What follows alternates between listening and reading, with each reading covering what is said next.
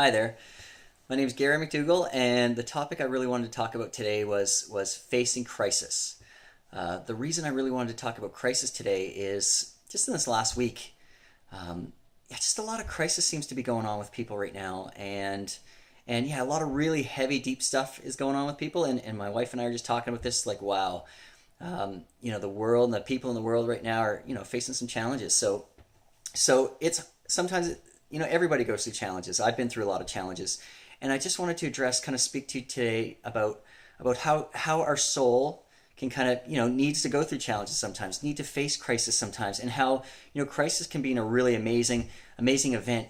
Especially maybe not so amazing when you're going through it and you're suffering, or you're feeling pain, or you just don't know how you're going to go on, or just don't know how you're going to get through it.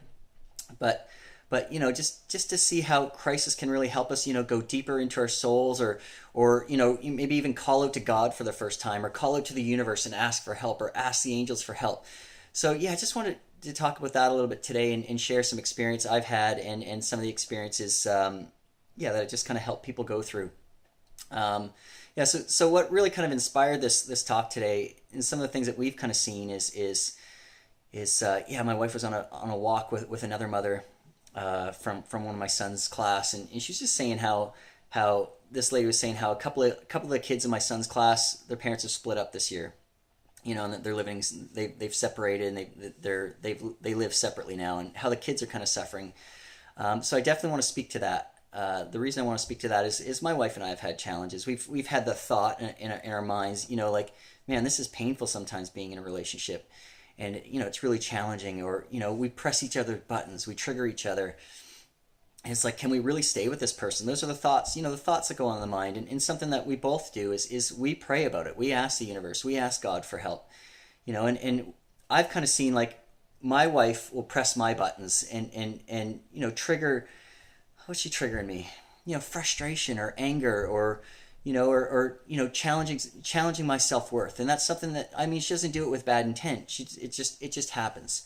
So, I pray about it, and self-worth is something that I have to work on. I have to work on, like, feeling really worthy, and but also being a man and stepping up and contributing to my family, and feeling really alive with what I do, and really connecting with my soul, and being really passionate. When I'm passionate and really going for my dreams and living for my soul, that's really attractive to my wife, and kind of puts her at ease. So dealing with the crisis of say, the problems in relationship is just, instead of me getting angry at her, because I've gotten angry in the past and I've gotten defensive, it's just kind of going inwards and taking time for myself and connecting with my soul, and looking at, like, what is mine and what's hers. Her stuff, I'm not going to try to change. I'm not going to try to change her. I'm not going to try to fix her, shut her down, or quiet her, or whatever.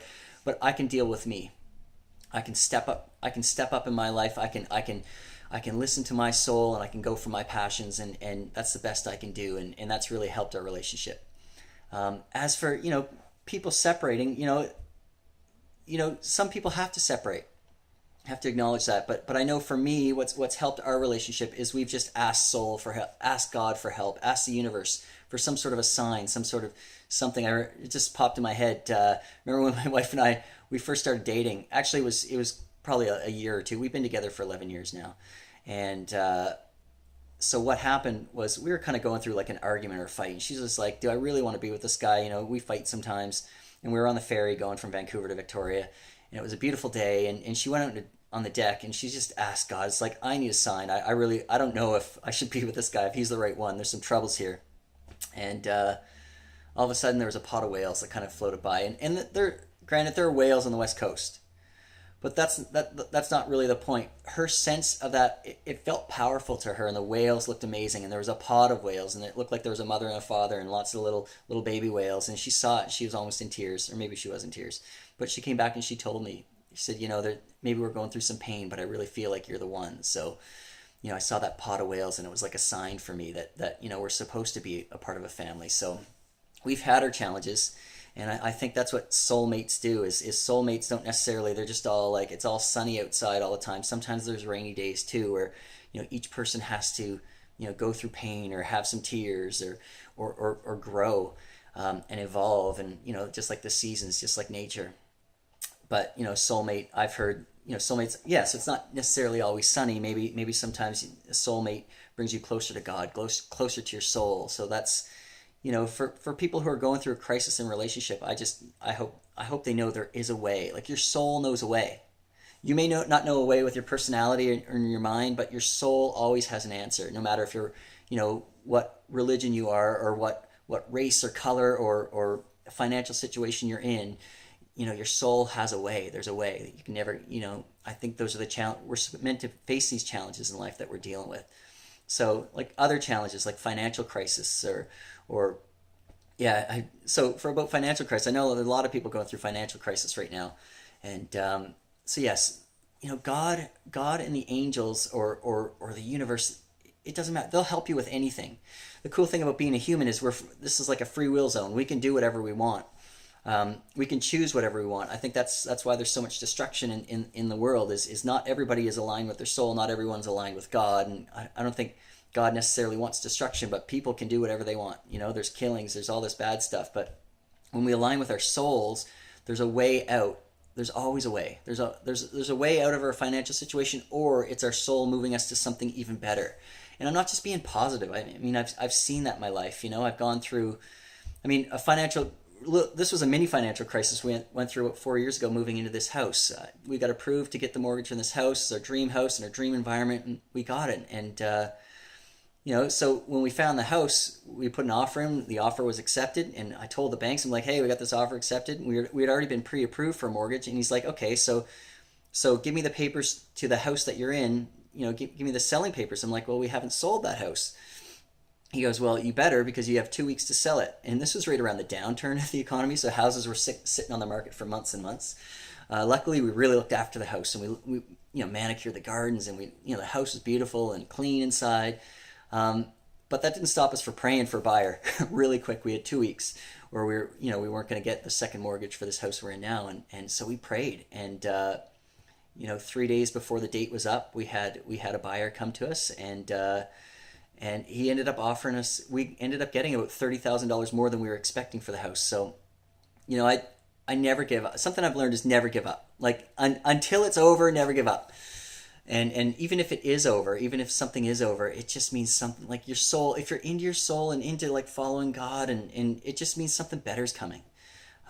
So something I'd say about that, about crisis, is not to, in our minds, not to attach ourselves to outcomes or how we think it's going to be, to have a really open mind and just trust in God and trust in our souls that we're being guided.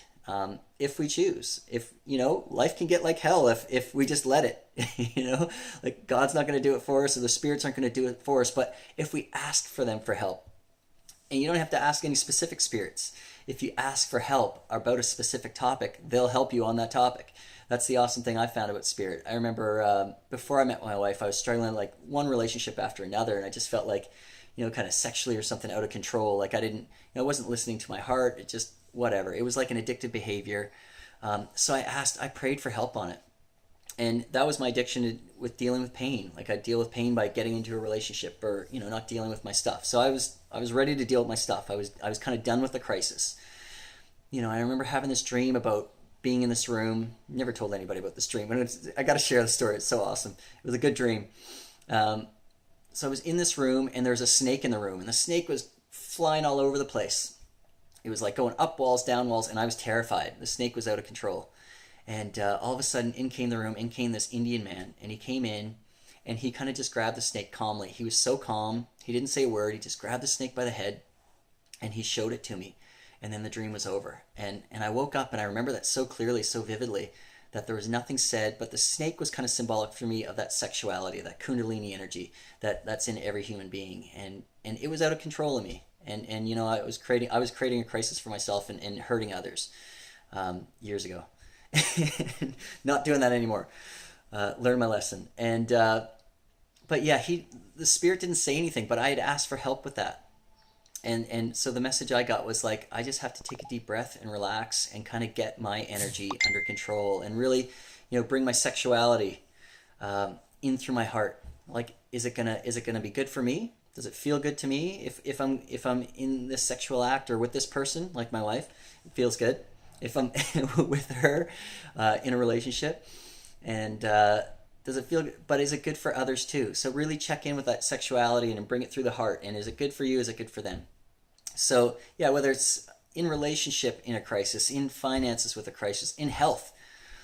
We talk about health too. If you're in a health crisis, um, people are in health crisis all the time. Something that's really affecting us right now is we have a friend who has two kids who play with our kids, and she's a 40-year-old woman. Not going to name any names, totally confidential, but she's has breast cancer and is having her breast removed. I mean, she's 40. I mean, I'm turning 40 in a week. My wife's 40. We feel really young and we feel really alive, and like life in some ways is just starting for us. It feels like it's like a new beginning.